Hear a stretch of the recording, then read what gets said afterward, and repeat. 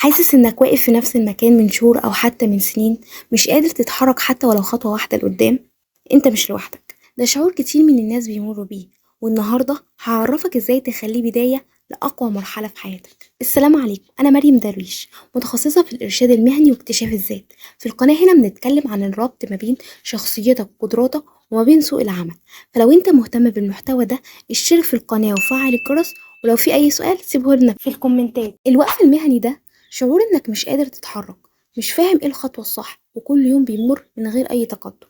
بس اللي معظم الناس مش فاهمينه إن الوقف ده مش ضعف منك، ده مؤشر على إنك محتاج تقييم حقيقي لنفسك ولظروفك ومهاراتك. ولو تجاهلته هتلاقي شهور وسنين بتعدي وإنت في نفس النقطة، لحد ما تلاقي نفسك ضيعت فرص كتير كانت قدامك. لكن لو واجهته بطريقة علمية هتقدر تحول الوقف ده لانطلاق حقيقي. طب السوق عايز ايه؟ السوق دلوقتي مش بس عايز شهادات، هو محتاج يكون عندك مهارات حقيقية، يكون عندك شغف وإبداع في التخصص بتاعك. كتير من الناس واقفين لأنهم مش فاهمين ازاي يربطوا ما بين قدراتهم وما بين الفرص المتاحة، وده سبب رئيسي لأنك تحس إنك واقف ومش قادر تبدأ خطوة حقيقية. طب ايه هو الحل؟ علشان تتحرك من أي توقف ركز على 3 محاور أساسية. أول حاجة، قيم وضعك الحالي بدقة. أنا واقف فين دلوقتي؟ ايه اللي كان ماشي كويس؟ طب ايه اللي وقفه؟ طب ايه الإنجازات اللي قدرت أعملها قبل كده؟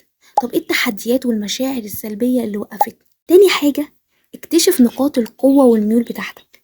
اكتب كل المهارات اللي بتعرف تعملها، سواء كانت المهارات دي في شخصيتك زي الإقناع، فن الحوار، أو المهارات دي مهنية سوق العمل محتاجها، سواء إنجليزي ICDL، أو حتى مهارات تقنية بتعرف تعملها، ماكينة معينة بتعرف تستخدمها، برنامج معين بتعرف تستخدمه. وبعد ما تكتب كل المهارات دي عايزاك تحدد بوضوح السوق محتاج مهارات ايه، وأنا عندي من المهارات دي قد ايه. وبالمناسبة انا حابة اعلن عن اقوى سلسلة على اليوتيوب عن اكتشاف الذات وتحديد نقاط القوة، وازاي تربطها بسوق العمل وتلاقي لك فرصة للتميز في سوق العمل بطريقة علمية، بعيدا عن الكلام النظري والكلام التحفيزي اللي احنا شبعنا منه.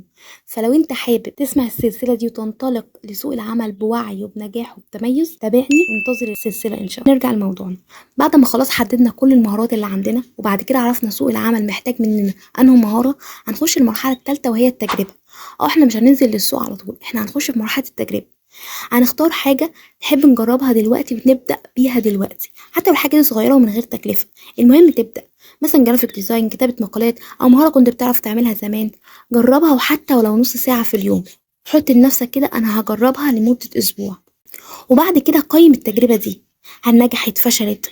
ايه اللي اتعلمته منها؟ طب ايه الخطوة اللي بعدها؟ طب هل هتكمل في ده ولا في باب تاني اتفتح لك؟ الحلول دي مش مجرد كلام، دي خطوات عملية اثبتت فعاليتها لناس كتير مرت بتجربة الوقف المهني. فلما تعمل الخطوات دي هتلاقي نفسك رسمت طريقك الصح بوعي، وهتكون ليك فرصة نجاح قوية في سوق العمل. وافتكر دايما الوقف مش النهاية، دي فرصة انك تعيد تحديد اتجاهك وترتب اوراقك وتبدأ من جديد.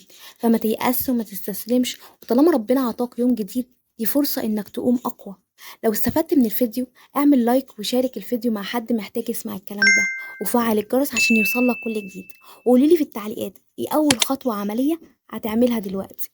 أشوفكم في الحلقات الجاية، سلام.